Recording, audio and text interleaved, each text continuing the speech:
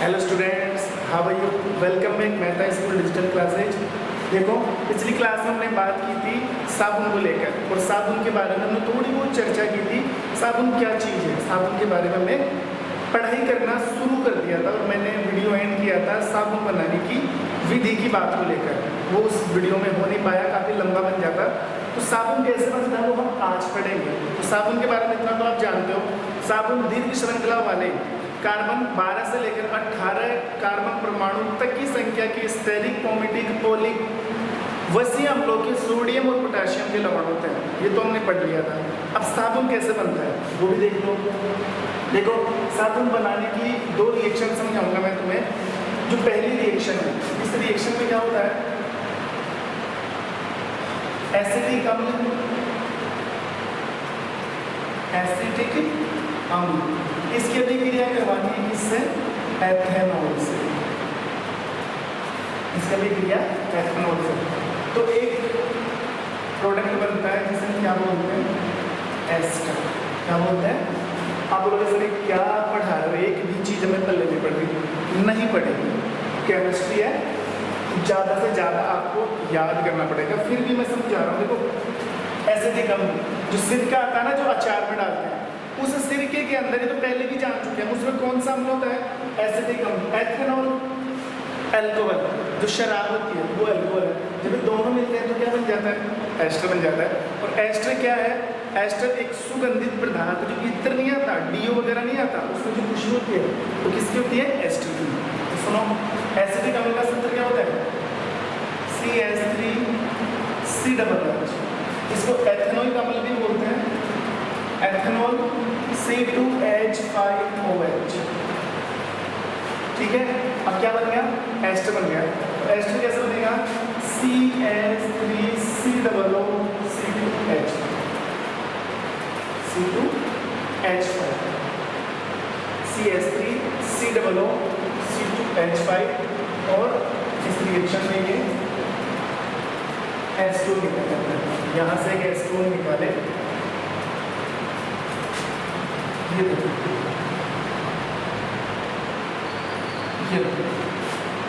CH3COO और इसके साथ छोड़ दिया, ये एस्टर। ये क्या बन गया? एस्टर। और इस रिएक्शन में क्या निकला है? पानी। इस पूरी अभिक्रिया को क्या बोला जाता है? इस पूरी अभिक्रिया को बोला जाता है एस्टरीकरण। इस रिएक्शन का नाम क्या है? एस्टरीकरण। वापस समझो एक बात, साबुन बनाने के लिए आपको एग्जाम में सबसे पहले यही विधि छापनी है। बनाना क्या है? एसिटिक अम्ल और एथेनॉल को मिलाना है, तो क्या बनेगा? एस्टर। एसिटिक अम्ल का सूत्र डालो, एथेनॉल का सूत्र डालो, पानी निकालो, जो बच गया वो क्या है? एस्टर है। यहाँ से वाटर निकालोगे ना तो इसको ऐड कर देना, CH3COOH5। ये क्या बन गया? एस्टर बन गया। लेकिन अभी साबुन नहीं बना है, साबुन तो एस्टर से बनेगा। साबुन किससे बनेगा? एस्टर से बनता है। ठीक है। नंबर 2, अब काम में लेना है किसको? एस्टर को। एस्टर प्लस कास्टिक सोडा, जानते हो ना, पढ़ा दिया। Caustic soda, NaOH, sodium hydroxide, तब क्या बनेगा? साबुन। एक प्रोडक्ट वो बनेगा इसके साथ, एथेनॉल। क्या बनेगा? एथेनॉल। ठीक है। एस्टर का सूत्र उधर से उतारो, CH3COO2H5 प्लस कास्टिक सोडा, पढ़ लिया ना, NaOH, सोडियम हाइड्रोक्साइड। अब देखो एथेनॉल, देखो ये रहा एथेनॉल। एथेनॉल तो बन रहा है ना, इसमें से एथेनॉल अलग कर दो पहले। ये देखो, ये हो गया एथेनॉल, निकल गया ना एथेनॉल। C2H5OH, C2H5OH, एथेनॉल निकल गया तो बचा क्या? CH3COO है, CH3COO Na प्लस क्या निकला? C2H5OH। ये रहा साबुन। फिर आप बोलोगे सर अभी तो आपने साबुन का सूत्र ये बताया था, जो पिछली क्लास में उसमें साबुन का सूत्र ये बताया था, C17H33COO Na। ये वही तो फॉर्मूला है। जब हमारा पिछला वीडियो आया था उसकी एंडिंग में मैंने साबुन का फॉर्मूला ये तो बताया था, और ये कौन सा था? स्टेरिक वाला। C17H35। इसमें कोई फर्क नहीं है, बस यहाँ पर हाइड्रोकार्बन की श्रृंखला छोटी ले रखी है। यहाँ पर कार्बन 1 है, यहाँ पर कार्बन कितने हैं 17, यहाँ पर 3 है, यहाँ पर कितने हैं 35। उससे क्या फर्क पड़ता है, ये भी हाइड्रोकार्बन श्रृंखला है, ये भी हाइड्रोकार्बन श्रृंखला है। तो साबुन हाइड्रोकार्बन श्रृंखला से बनता है। कितने हाइड्रोकार्बन श्रृंखला, 17 से 35, ये आपको याद रखना है। इस सेम चीज आपके हाथ में एक सेब हो या 17 सेब हो, रहेगी तो सेब ही ना। 17 आम हो या एक आम हो या 17 आम, रहेंगे तो आम ही ना। तो ये साबुन का 17 सी डबल है। साबुन दीर्घ श्रृंखला वाले, दीर्घ श्रृंखला किसकी थी, हाइड्रोकार्बन की। वसीय अम्ल C के पोटेशियम के या सोडियम के लवण होते हैं। ये बन गया साबुन। और साबुन बनने की इस विधि को क्या बोला जाता है, साबुनीकरण। इस विधि का क्या नाम है, साबुनीकरण। बात समझ में आई नहीं आई? देखो साबुन कैसे तैयार किया जाता है। साबुन आपको याद रखना है, सबसे पहले एस्टर बनाना होगा, और एस्टर में कास्टिक सोडा डालकर क्या बनाना है, साबुन बनाना है। ठीक है, तो एस्टर बनाने के लिए एसिटिक अम्ल और एथेनॉल को मिलाओगे तो एस्टर बनेगा। फिर एस्टर की भी क्रिया किससे कराओगे, कास्टिक सोडा से, तो क्या बनेगा, साबुन बनेगा। एक और प्रोडक्ट निकलेगा एथेनॉल। बिल्कुल ईजी है, याद कर लेना दोनों रिएक्शन को। समझा तो मैंने दिया ही साबुन क्या है, कैसे श्रृंखला से बनता है, तो सारी बातें हो चुकी है। ठीक है, तो ये थी साबुन बनाने की विधि। अब साबुन से लेकर 2-4 बातें और है, वो मैं आपको बता दूं।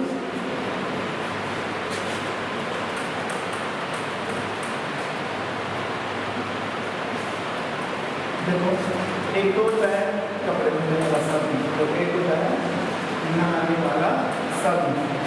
तो साबुन का सूत्र हमने क्या डिसाइड किया, C17H35 COON। मैं बार बार पेंटिंग यूज कर रहा हूँ, पोटाशियम कहीं पर भी नहीं ले रहा हूँ। चलो मान लिया आपकी बात और ले लिया पोटेशियम का लवण। This is soap and now this is soap. ये भी साबुन है और ये भी साबुन, दोनों साबुन है। बस फर्क इतना सा है, यहाँ पर सोडियम है और यहाँ पर क्या आ गया, पोटाशियम। वरना दोनों वसीय अम्लों के सोडियम और पोटेशियम के लवण है, और उन्हें क्या बोलते हैं, साबुन कहा जाता है। अब ध्यान देना, अगर किसी साबुन के वसीय अम्लों के साथ अगर सोडियम लवण जुड़ा हुआ है, तो ध्यान रखना ये वाला साबुन कैसा होता है, थोड़ा सा कठोर साबुन होता है, और एक कपड़े धोने वाला साबुन होता है, कपड़े धोने वाला साबुन। और अगर पोटाशियम जुड़ा हुआ है तो ये नहाने वाला साबुन। इसी के साथ विभिन्न प्रकार के जो फेस वॉश बनते हैं या शैम्पू वगैरह बनते हैं, उसके अंदर भी कौन से लवण का इस्तेमाल किया जाता है, पोटेशियम लवण का। बाकी सेम रहेगा फॉर्मूला, चीज़ तो एक है ना, सिर्फ थोड़ा सा फ्लेवर्ड चेंज कर रहे हैं। आता है ना, फ्लेवर्ड चेंज कर दिया। जैसे कई चीज़ें आती है, जैसे कुछ चीज़ें लेमन फ्लेवर होती है, कुछ ऑरेंज या कुछ मैंगो फ्लेवर होती है, तो यहाँ पर भी फ्लेवर ही चेंज कर रहे हैं। ये सोडियम से रिलेटेड है, ये पोटेशियम से।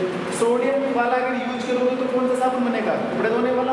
पोटेशियम वाला अगर यूज करोगे तो कौन सा साबुन बनेगा, नहाने वाला, शैम्पू बनेगा, या विभिन्न प्रकार के एनी मटेरियल या फेस वॉश वगैरह जैसे।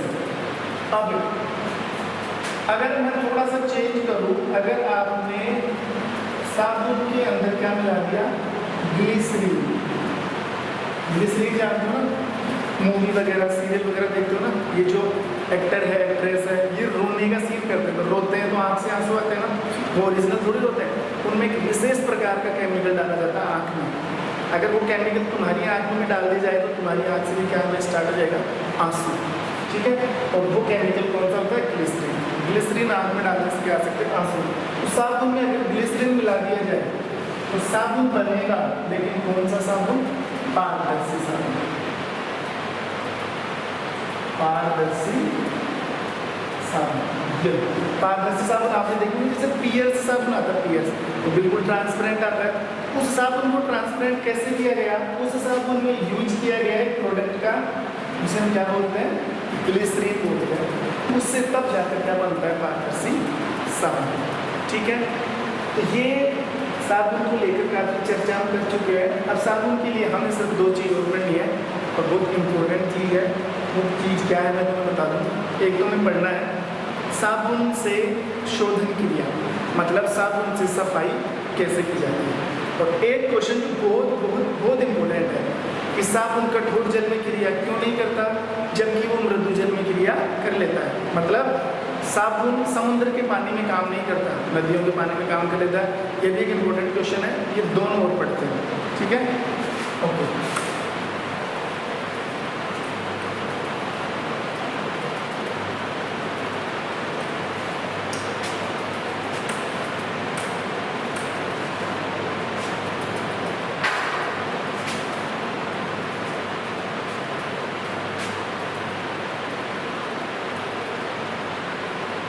साबुन की शोधन क्रिया, साबुन की शोधन क्रिया से मतलब है साबुन किस प्रकार होने का कार्य करता है। ये शोधन क्रिया, ये वॉशिंग प्रोसेस समझने से पहले हमें साबुन के फॉर्मूले को डिस्कस करना होगा। मतलब साबुन को जब पानी में लेकर जाया जाता है तो कैसे वो पानी के साथ रिएक्ट करता है, उसका फॉर्मूला कैसे ब्रेक डाउन हो जाता है, वो सारी चीज़ें, ठीक है। तो साबुन की शोधन क्रिया में या इस चैप्टर में हम जिस साबुन को लेकर पढ़ रहे हैं वो है स्टेरिक साबुन, मतलब स्टेरिक हाइड्रोकार्बन से बना हुआ, जिसका फॉर्मूला क्या है C17H35COON। मतलब साबुन तो बहुत टाइप के हैं लेकिन हमें कौन सा पढ़ना है, स्टेरिक वाला, जिसका फॉर्मूला क्या है C17H35COON। अब सुनना मेरी बात, जब साबुन को पानी में लेकर जाया जाता है, जब साबुन को पानी में लेकर जाया जाता है तो साबुन जल के अणु के साथ क्रिया करके तुरंत आयनों में क्या हो जाता है, टूट जाता है। अर्थात साबुन के सूत्र का आयनन या आयोनाइजेशन हो जाता है। ये वाला फॉर्मूला टूट जाएगा, क्यों टूट जाएगा, क्योंकि पानी में जाएगा तो पानी के अणु प्रेशर डालेगी तो ब्रेक डाउन होगा। देखो ऐसे C17H35COON, ये टूट जाएगा C17H35COO- प्लस Na+, ये काम हो रहा है पानी के अंदर। अब ये हो गया, मतलब जो स्टेरिक हाइड्रोकार्बन श्रृंखला वाला साबुन था उसका क्या हो चुका है, आयनन। ये साबुन का क्या हो गया, आयनन हो गया, आयनन हो गया। तो यहाँ से हमें साबुन का ये वाला सूत्र प्राप्त हुआ, साबुन का ये वाला सूत्र प्राप्त हुआ। देखो स्टूडेंट, इस फॉर्मूले को आप एक तरीके से और लिख सकते हो, जैसे बुक में लिखा हुआ है RCOO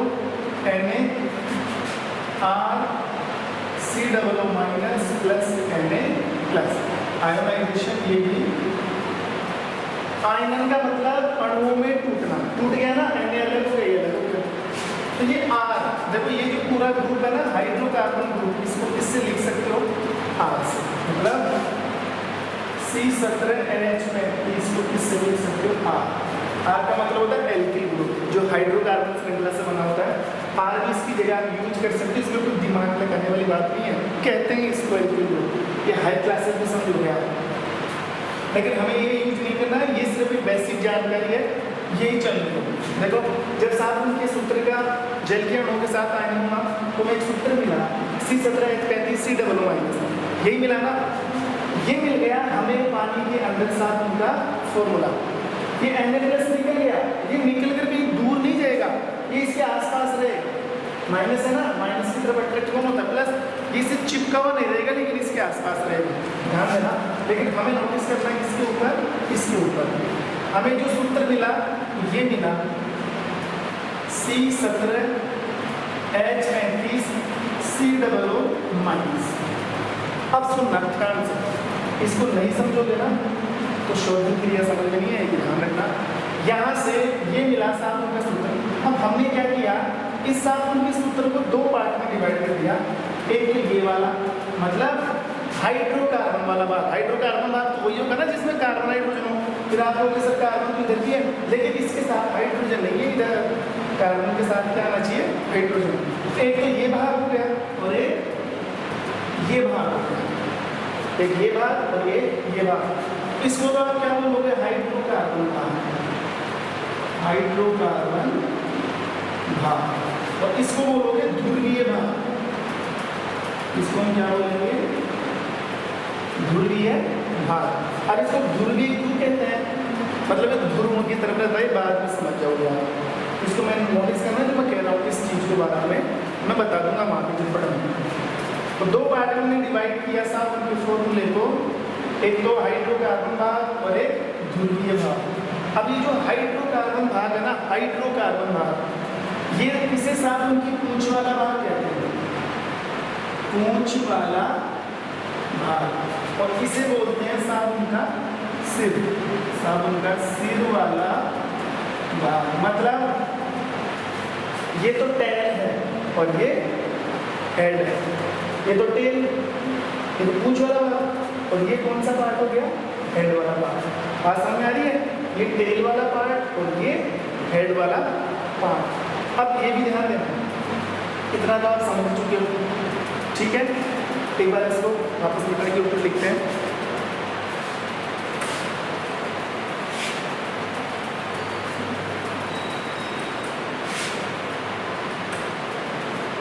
देखो C17H35C माइनस, यही मिला ना। एक बार मैं क्या करता हूँ, हालांकि कमांड होता है लेकिन समझने के लिए इनको अलग कर लेते हैं। C17H35 और C00 माइनस, ये क्या है, हाइड्रोकार्बन, ये ध्रुवीय भाग। इसे आप क्या बोलोगे, पूंछ, इसे आप क्या बोलोगे, सिर, ठीक है। ये पूंछ वाला पार्ट है, ये सिर वाला पार्ट। अब ध्यान देना, जो हाइड्रोकार्बन ग्रुप होता है, जो पूंछ वाला भाग होता है, ये जल विरागी होता है, जल विरागी मतलब हाइड्रोफोबिक। हाइड्रो का मतलब होता है वाटर और फोबिक का मतलब होता है हेट, नफरत करने वाला। ये पानी से नफरत करने वाला भाग है। पूंछ पानी से एलर्जी रखती है, मतलब पानी से दूर भागती है। ये वाला भाग हमेशा किसकी तरफ रहेगा, मैल की तरफ। ये वाला भाग किसकी तरफ रहेगा, मैल, डर्ट की तरफ, गंदगी की तरफ। और जो सिर है ना, ये जल स्नेही होता है, जल स्नेही, हाइड्रोफिलिक,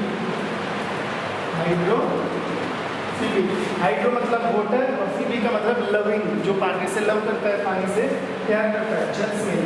ये वाला भाग किसकी तरफ रहेगा, पानी की तरफ, और ये वाला भाग किसकी तरफ रहेगा, मैल की तरफ। तो ये साथ उनके सूत्र को लेकर की जानकारी थी।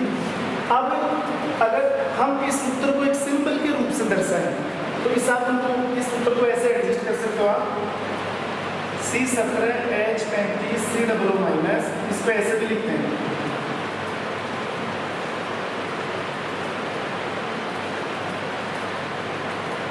चलो। और ये पूंछ आ रही ना, ये तो पूंछ है, इसको सिर बता दो वापस। ये तो क्या नजर आ रही है आपको, पूंछ, तो ये तो हो गया C17 और H35, और ये क्या दिख रही है आपको, ये हेड दिख रहा है ना, सिर दिख रहा है ना, तो ये C00 माइनस।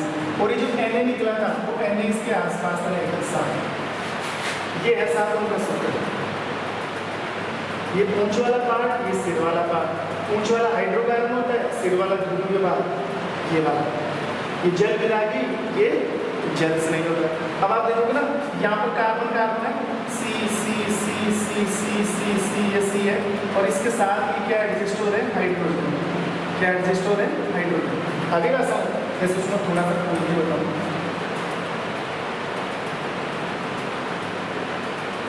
ये कौन सा ग्रुप है, पूंछ वाला तो पार्ट ये है। तो ये पॉइंट नजर आ रहा है ना, यहाँ पर कार्बन है, यहाँ पर क्या है, कार्बन।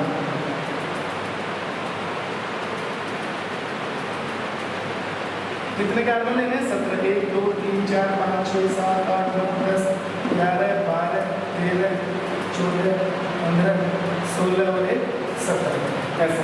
फिर इसके आगे क्या जुड़ जाएगा, C00 माइनस। और H क्या आ गया, H तो यहाँ पर एडजस्ट करोगे ना, H फिर यहाँ पर H, फिर यहाँ पे H, ऐसे। कार्बन की संख्या जितना 4 होती है, एक कार्बन दोनों तरफ 2 कार्बन से जुड़ रहे हैं और दो क्या जोड़ देना, हाइड्रोजन। ऐसे आपकी C17 और H35 वाली श्रृंखला कंप्लीट हो जाएगी, ठीक है। तो ये था साहब उनका सूत्र। जैसे मैं आपको एक फॉर्मूला बना के दिखाऊं पूरा। हम इस चैप्टर में कौन से फॉर्मूले की बात कर रहे हैं? C17H35 COON इसकी बात कर रहे हैं। इस पूरे ग्रुप को मत खोलो, देखो 1 2 3 4 5 6 7 8 9 10 11 12 13 14 15 16 और 17 1 2 3 4 5 6 7 8 9 10 11 12 13 14 15 16 और 17 हाइड्रोजन एडजस्ट करने हैं। 3 कार्बन के साथ कितना कितनी होती है? 4, तो 2 2 तो हो रहे हैं, 2 2 एडजस्ट कर दो। H H H H ये hydrogen, H H H H ये हाइड्रोजन, ये hydrogen hydrogen hydrogen H H H H ये हाइड्रोजन, ये हाइड्रोजन, ये हाइड्रोजन, ये हाइड्रोजन और ये हाइड्रोजन, ये H, ये H, ये H, ये हाइड्रोजन, ये हाइड्रोजन, ये हाइड्रोजन, ये हाइड्रोजन, ये हाइड्रोजन और ये हाइड्रोजन। अब देखो कार्बन तो 17 हो चुके हैं, हाइड्रोजन कितने हो? गिन लो एक बार, 35 करने हैं पूरे। 1 2 3 4 5 6 7 8 9 10 11 12 13 14 15 16 17 18 19 20 21 22 23 24 25 26 27 28 29 30 31 32 34 और 35। कार्बन 17 है ना, ऊपर नीचे डबल हो गया ना, 17 17 34 तो सीधे ही हो गए, और एक ये 35, मतलब कि ये फॉर्मूला कंप्लीट हो गया। अब ये बच रहा है, इसको भी एडजस्ट कर दो, ये बच रहा है ना। देखो आगे जगह नहीं है, इधर हम एडजस्ट कर सकते हैं। इस कार्बन के आगे एक कार्बन को जोड़ दो, ऐसे जोड़ोगे ना कार्बन, उस कार्बन को मैं यहाँ ले लेता हूँ, ये कार्बन जुड़ गया, ठीक है, जुड़ गया ना, ये ऑक्सीजन और ये जुड़ गया N। इस चीज को उठा के यहाँ चिपका दो, पूरा समझ में आ रही बात? तो देखो ये बन गया साहब उनका पूरा सूत्र। ऐसे साबुन अपने आप को क्या करता है? एग्जिस्ट करता है, अपने आप को मेंटेन करके रखता है, बनाकर रखता है। अब देखो साबुन के फॉर्मूले की बात हो गई, 2 पार्ट होते हैं, एक कार्बन श्रृंखला वाला, एक ध्रुवीवाद। कार्बन श्रृंखला हाइड्रोकार्बन श्रृंखला वाला जेल विरागी होता है, वो जेल्स नहीं होता है, उसको टेल बोलते हैं, उसको हेड बोलते हैं। वो पानी की तरफ रहता है, सॉरी वो मेल की तरफ रहता है, और ध्रुवीवाद जो सर वाला भाग है वो किसकी तरफ रहेगा? पानी की तरफ।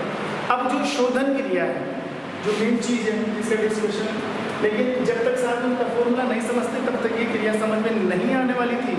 अब जो साबुन की शोधन की प्रक्रिया है वो हम नेक्स्ट वीडियो में पढ़ेंगे, क्योंकि लंबा चौड़ा मैटर है।